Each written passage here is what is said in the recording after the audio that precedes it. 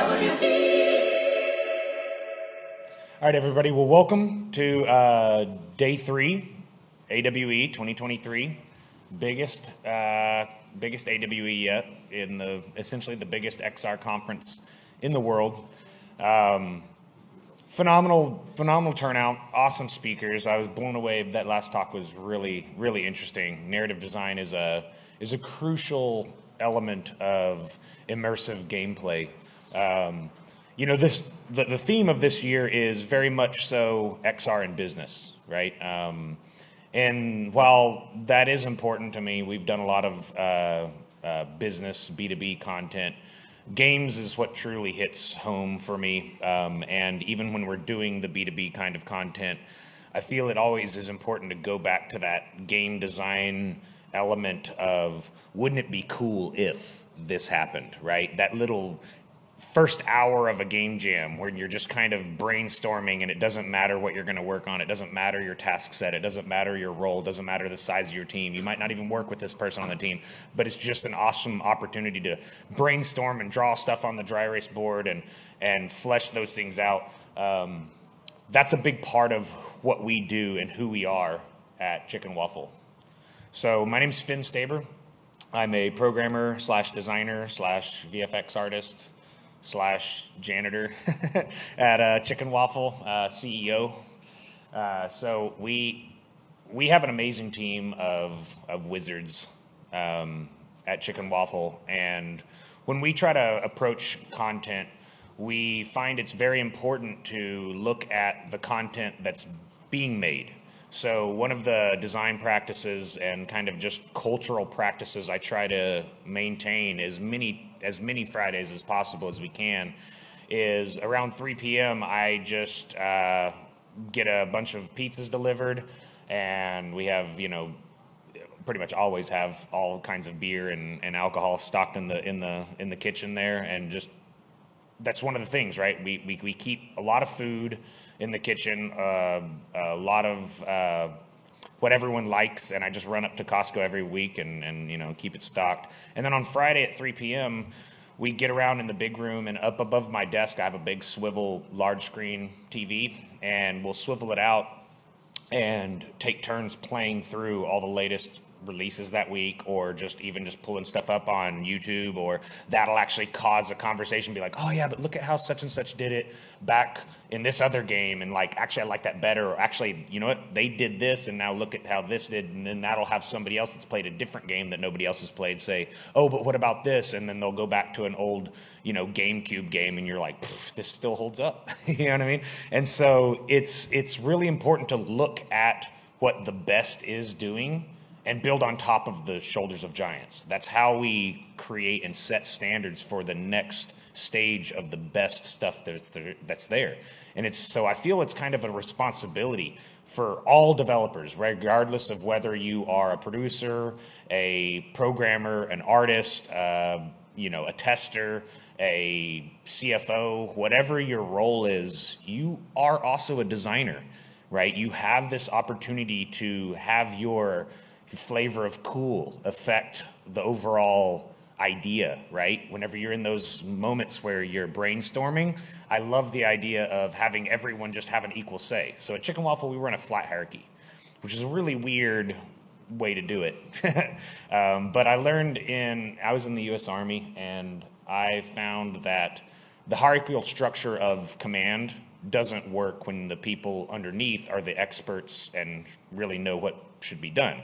So the best way to do it is surround yourself with really talented, capable people, and then get the heck out of their way. You know what I mean? Let them have an equal say. In fact, I like to say I work for everyone else. Flat hierarchy with me right underneath, right? I think that's the best way of leading, and it essentially allows people to go outside their lanes, fix things or break things outside their lanes, make better decisions than what we even discussed last week and what we closed in on. Those things are very important, right? This is one of those rare industries where we actually get to express that kind of stuff. So if you're a leader, I really urge you to kind of take on these practices, because you'll have the wizards and amazing people below you get out of their box and come up with savant level solutions to your content.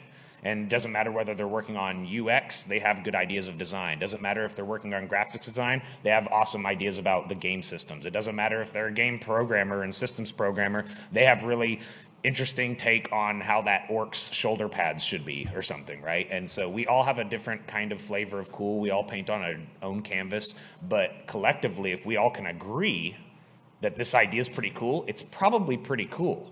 You know what I mean? And so it's been a lot of fun growing this team.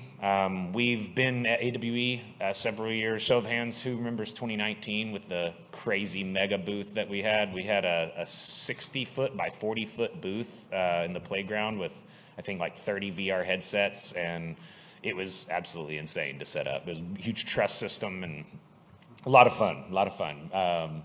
And so we'll be back next year with a booth, but this year they asked me to be at the track chair and to speak. And so whenever I was trying to think of like what to speak on, I usually choose a talk that has a whole bunch of buzzwords, you know, all the social and, you know, whatever. But I feel like this year I see a lot of content coming out with what I like to call 2016 VR content. And that is, and the reason I call it that was because 2016 was the year that HTC Vive was sending out free headsets. The Rift came out with 6DoF tracking, so you could finally build true immersive experiences that felt right. And people were just experimenting. And there was rollerball controllers in third person with VR, and it made you sick. And there was driving simulations with acceleration, and it made you sick. And there was, you know, all kinds of running things and jumping things and climbing things and weird experimentations that developers made that were really cool. But if you ever played any of those, you'll know to never build that again, right? And that's important, to look at those items and observe these items and see what's the best done, what's also shouldn't be done. That's what the white papers back in 2013, 2014, 2015 were being written by these first-party companies, and it started to divulge, right? These first-party companies stopped focusing on what's best for the creative good of the whole and what's instead best for themselves. Now, you can't really blame them. It's a really tough market for the hardware companies, these first-party companies, but you have to look at what some of these companies are doing. Like Sony, they've been phenomenal in working with the developer outreach and putting, you know, quick responses. HTC Vive, I would say they're second to none on the support that they've given to the developer community. I would say that most of the top VR companies today are successful because of HTC Vive in 2016 and 2017. All those free 3D printed Vives that HTC put on their back to bring to developers to be able to get the funding that allowed these companies to grow, that's crucial to see in this industry. And you don't see a lot of it anymore. HTC Vive still supports the heck out of the community, and they've always been like very open. They take in information on fallacies of their tech and improve it. You know, that's really important that we look at these things. So it's not just from the game design side, but it's from the hardware design side. Is like, hey, look at our competitor and what they're doing, and that's better than us. Let's observe how much it's better than us and change what we're doing. Let's not stick our head in the sand and say, no, this is what we're going because we already spent this money on this. Pull your head out of the sand and turn around. You know what I mean? It has to happen. And so kudos to HTC. I don't know if there's anybody in HTC. Oh, yeah, Dario in the back talking about developer support right there. And I think we owe a lot to people like Dario and across the board. There's people at Meta that are phenomenal. There's people at Apple that I hope will be phenomenal coming next week, right? There's a whole slew of things that are changing rapidly. And I feel like it's our responsibility as developers to observe what's changing and observe what's being done best and then build on top of that, not below it, not try to reinvent the wheel. Let's hook up an axle to the existing wheel and go even faster. So, all right. So I have a little, you might have to hit play there. I'm not sure if I just hit play. So this is a little sizzle reel of some of our content. We've built a lot of fun zany content. What? It went 88 miles per hour there. It just reappeared. This game is incredible. This is Baby Hands. It's a virtual reality baby simulation. So basically, you know, we found that I was experimenting with like... guys, and welcome back to the channel. My name is Jerry. I am kindly Keenan. Mr. Jacksepticeye. My name is Finn Player. We're back. We're playing Baby Hands. Baby Hands. Baby Hands. Baby Hands. Baby Hands. So we've hit 1.3 billion gameplay views on YouTube. Pretty fun, popular game amongst children. But we found it's interesting because our Prime fan base is not necessarily the same VR Prime consumer base. Children love the game and know everything about it on YouTube, but they're not necessarily the VR purchasers. These are, you know, predominantly men in their 30s and 40s. Growing market in women, which is very exciting. But so this is the multiplayer version. We also have Blazer League, which is what we had at AWE a couple years ago. We're bringing that out. It's like an esports Tron meets Ender's Game kind of fun thing. We have shared space multiplayer arena combat, where we've also been building this tool for auto synchronization and whenever you join the rooms, cross-platform, which is pretty cool. And then this is Shadow of Valhalla. We're releasing this one this month. It's a physics-based Viking combat game, pretty gory, about 180 from Baby Hands, but it's a lot of fun.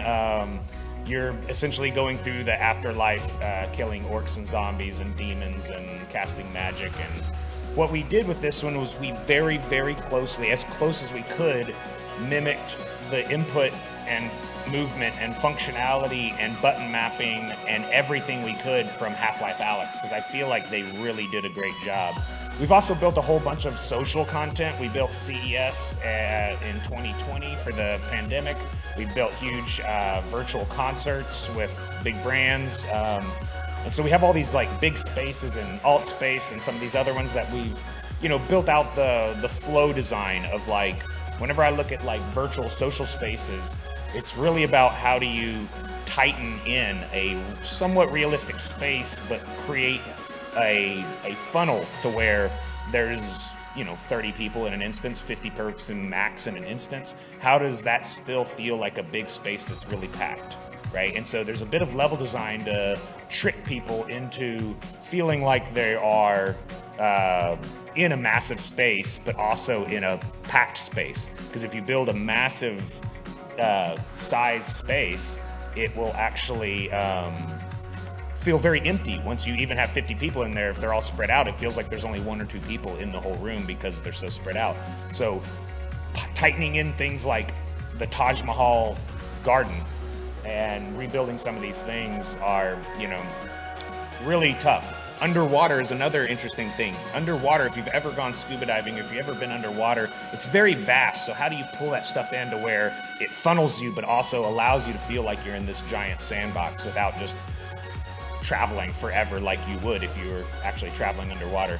This is Cowbots and Aliens. I don't know if anybody remembers this title, but it was a early 2016 title by Wizard Games, and we recently took it on. We launched the XR Indie Creator Fund to ramp up Chicken Waffle Publishing branch, and so this will be our first third-party published title. We basically revamped the entire code base, brought everything up to what I'd like to call 2023 VR standards as far as movement and functionality. And it's been a lot of fun, right? When you look at a lot of this content from back in 2016, if you remember, teleporting was the only thing. It actually said in the Oculus white paper that they do not recommend movement. No movement. Low locomotion other than teleporting. That was the recommended, you know, size. You actually had to get a waiver to if your game had motion in it, because they said, nope, nobody wants that, nobody wants that. And as people started playing and they started playing and more, we found, no, they do want that, right? But they don't, some people can't handle it. Like, I'm a pretty good tester for VR because if it's gonna make anyone sick, it will make me sick.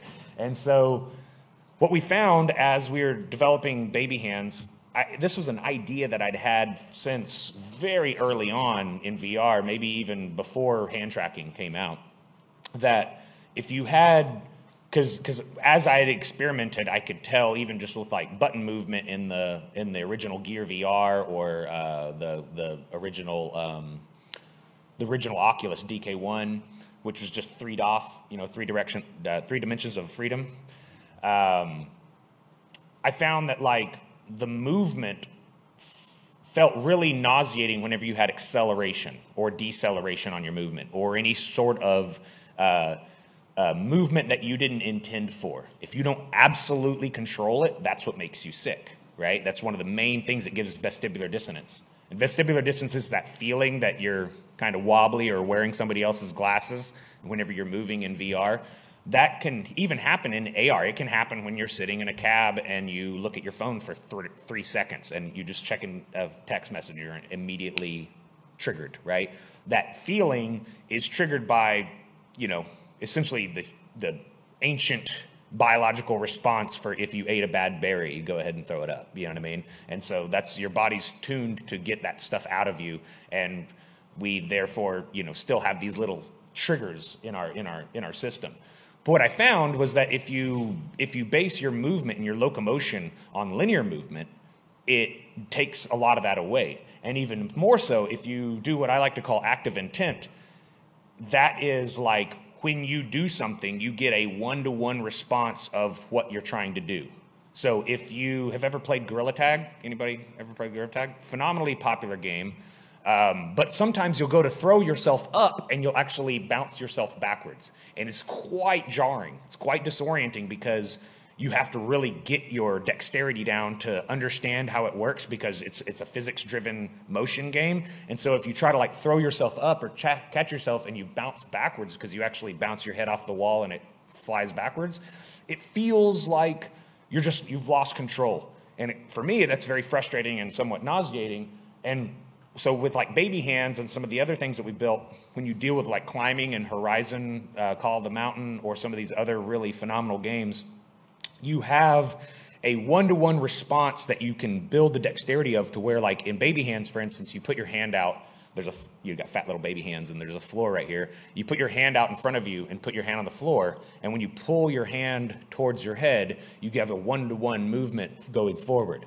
And so you're able to like crawl around, and it's hilarious because people are like giggling and crawling around and acting like babies, and which is just great if you're, some 6'4" bearded dude, and that active intent really allows you to do a lot. And you could do it with a joystick, but it really feels good. If anybody's ever played Gorn, yeah, Gorn's this really goofy, comical, physics-based fighting game. But the way you move is you kind of swing your arms left and right, and you grab a hold, and you're grabbing. And so it feels like you're actively meaning to move forward the right amount, and you can kind of like go back, and go forward. And it's kind of funny. And it's also, it's a goofy game, so it just feels like it adds to it, and it doesn't make you sick, even though you'd think it really would. Grabbing's an interesting thing that's evolved, and I think is a great example of when you see it done right, that becomes the standard. Anybody played Half-Life Alyx? Yeah, that's a standard. If you haven't played it, I urge you to spend some time, download that game, and play it. It is phenomenal. You get it on Steam, and took 6 or 7 years to build. They kept on breaking it down and rebuilding it, breaking it down and rebuilding it. Now it has a lot of things that it's done to set the standard. One of which is the grabbing. They have what I like to call lasso grab, where essentially you point to something and you have a ray cast coming out of your hand, in your palm of your hand at the right angle, and then it goes over and puts a line rendering to the object that you're going to grab, kind of highlights a little bit or puts little particles on it. But as you kind of move, it bends, kind of like a Bezier curve, just a little bit. If you go too far, it just breaks off and goes to another object or breaks off, right? But if you kind of stay on it, you have it. And then when you grab the controller, the two options are have it immediately suck to it, but even better, what I like is whenever you grab it, you pull. So you can like grab it and you go, no, that's not what I wanted. I want this one, you know what I mean? So you can grab between objects far away, but once you grab it, you're kind of snapped to that object until you do a little flick of the wrist, and then it snaps up to your hand, which feels really, really good. Now, once you do that, there's different ways of handling it.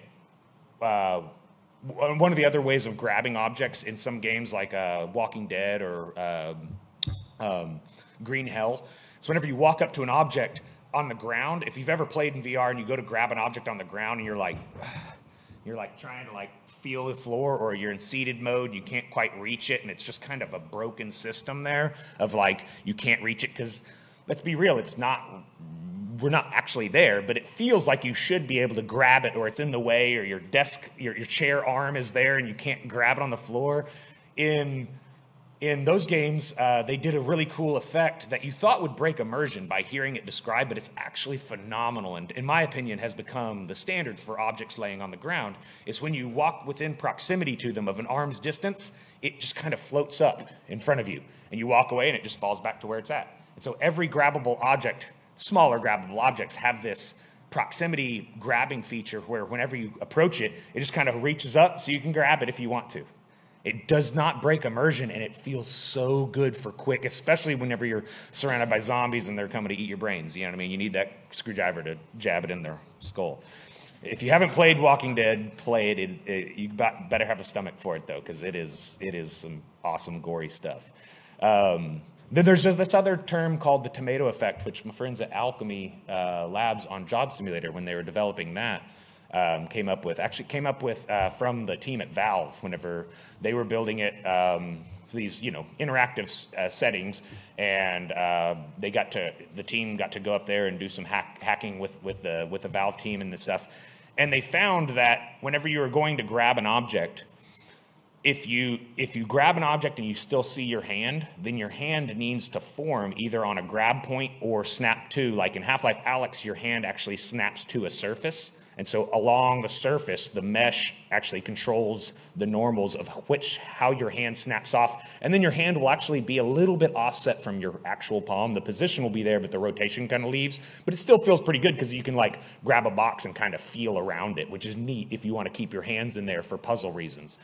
But if it's kind of comical or the objects are oblong or kind of weird, and depending on what you're doing, in Job Simulator, what they did, and like in Baby Hands we did it, and a lot of other games do this, is when you grab an object, your hand disappears and now you just have that object, right? It allows you to not have, for one, as a developer, not have to like create snap points all over every single object. It allows you to grab an object at the corner and then grab it like this and grab it like this and like rotate it in your hand without having to like actually build all these unique high resolution collision meshes all over the object.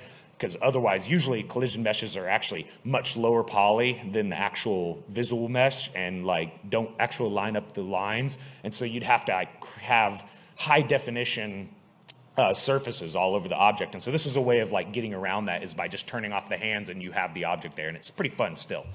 And so as you're approaching grabbing, these are kind of things to look at, and there's tools, there's examples, there's like the VRTK, there's a Hurricane, there's some of these like Unity examples, there's some in Unreal as well of some like interaction frameworks where it has grabbing, it has swords, it has a shotgun with shells that you can load into it, it has Iron Man flight, it has rappelling on a zip line, it has all these different kind of examples that you can kind of start with and build upon. But I would urge to first start playing the existing ones before you just nail yourself in. But if you're not necessarily a strong programmer, if your team is more art heavy and less programmer heavy, some of those interactive suites of tools allows you to like understand, play with it, see what's all the building blocks that's in that toolbox, and then build your game design around what you have available for that's inside this tool. So another topic that's really important is input mapping and accessibility. Input mapping and accessibility it's crucial as we move forward to where we start expecting a certain type of game to play a certain way. Now, you can think outside the box. Don't get me wrong. This doesn't mean don't think outside the box. Sure, innovate and create new stuff. But look at the ones that are doing it really well and especially are very, very popular. So like Population 1, it's arguable to say that they've somewhat set the standard for Battle Royale VR games, because maybe they're not the best there is, maybe they're not the best that will be, but they are the most popular one of that genre. And so their gun handling, I kind of like it. It's kind of casual, it's quick, it allows you to do these things that feel almost like you're playing a dual analog controller, but with with separated controllers in your hands. So it's pretty cool. But it's also really important to think about the cross-platform support, because boy, oh boy, there is a wealth of content. I didn't even have the Apple stuff up here. This is not even half of them, right? That exists right now. I don't have Pico. I don't have the old PSVR. I don't have so many of them. But these are the ones that are kind of if you're needing to support right now for new content that's available right now, other than Apple and, I mean, Pico, but, Pico. I'm not a big fan of the marketplace. Their hardware is phenomenal, but the marketplace, it's my own personal decision not to push content onto Pico, at least at this time, until the marketplace becomes a bit more secure with their DRM. And whenever I look at all these different pieces, what's really exciting is the button mapping. If you look, we've finally gotten to a point, where they have the same buttons on all the different controllers. Well, unfortunately, they don't have all the same APIs for all the different headsets. They all use their own proprietary API that doesn't work with OpenXR correctly. And if it doesn't work with OpenXR correctly, it's secondary to what needs to happen. So all of them are working with OpenXR correctly, but don't get me wrong, it's non-trivial. It's a lot of work to make these things work with OpenXR. It's a huge rework. But it's very important. Vive, they have functionality that somewhat works with OpenXR, and I see them growing and making valiant efforts towards supporting that. Meta had support for OpenXR, and the latest Meta SDKs broke that support, unfortunately. But they say that it's coming back, so I'm looking forward big time for that. PlayStation VR has actually been pretty good about supporting OpenXR with Unity. I'm not really familiar with the PSVR 2 development with Unreal with OpenXR. Personally, I haven't really dug into it too much lately because we've just been pretty head down. But the XR Elite is just such a phenomenal headset. That's why I made them the biggest there. And congrats to them. They won the best headset of the year. And it's because of the quality of what the head's doing, all the inputs, all these things, and it's a really great tracking. And so, as we build these things, we try to look at the breakdown of what our games are and where we need to go, and then how do we prepare for cross-platform functionality, and so that we can build once and deploy everywhere. That's really important. So. Thank you so much for your time and your attention. We are giving away some sweet gear, Alienware gear, and headsets and stuff on our website if you sign up for our beta program, which means you get free beta access, which is also awesome. But we need input from developers like you. We want to know your ideas. We want to hear your feedback. We want to hear what you think we should be doing better, or what would be cool if we did this. You know what I mean? So please get involved with us. We have a really cool community on Discord and everything else. But if you just reach out to any of those social media, I'm Chicken Waffle VR pretty much everywhere on every platform. If you go to chickenwaffle.com, there's a sign up for the beta, and we're going to be doing some more giveaways. Maybe we should throw an XR Elite in there in the future. You know what I mean? But with that said, again, thank you so much for your time. I think we're pretty much out of time, but unless we have time for one question, what do we think? Okay, good. No questions. Then I don't have to feel bad about eating up the time. Thank you again so much for your time.